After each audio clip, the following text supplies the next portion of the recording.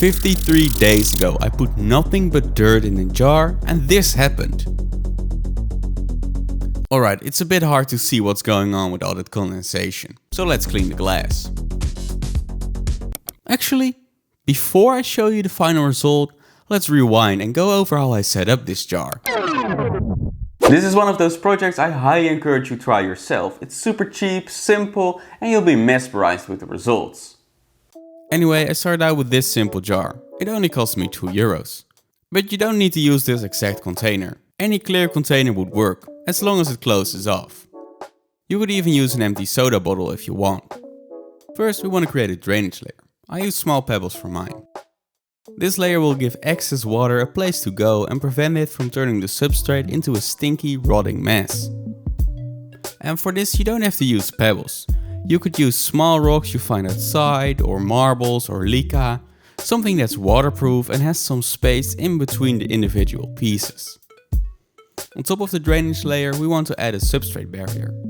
This isn't completely necessary, but it will ensure the longevity of your terrarium.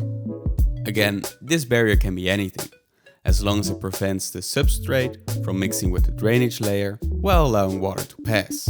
I'm going to use some geotextile fabric, but something like weed blocker or maybe a piece of an old shirt will work too. And at this point the jar is ready for some substrate. Now you can go outside and collect some from your yard, or go to a park, or get some from your local forest like I did. Just a few scoops is all we need. I slope this up towards the back to create a greater sense of depth.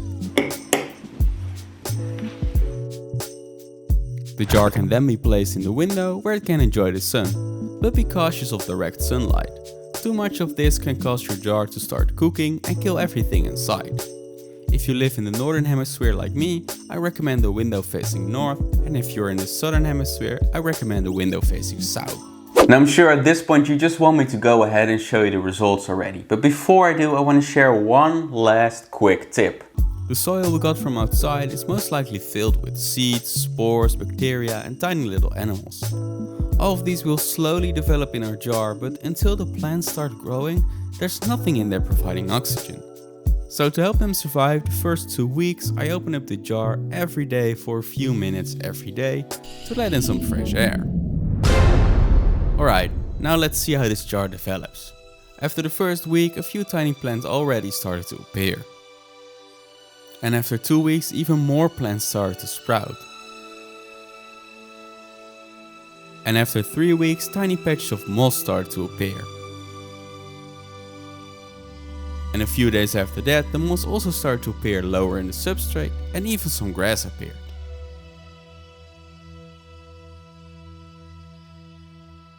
And today, 53 days after making this jar, it now looks like this.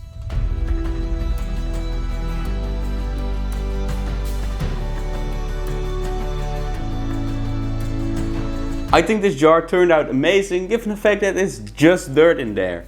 I never would have guessed what kind of plants could grow in there, and I'm really happy with all of the moss in there.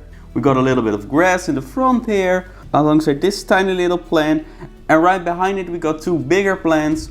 The biggest one has long narrow leaves and has even flowered, it seems, and there are seeds all over the bottom of this tank. Next to it is a smaller but still quite big plant with big round leaves. And these 2 plants sprouted all the way back after the first week. And of course the entire substrate is covered with moss.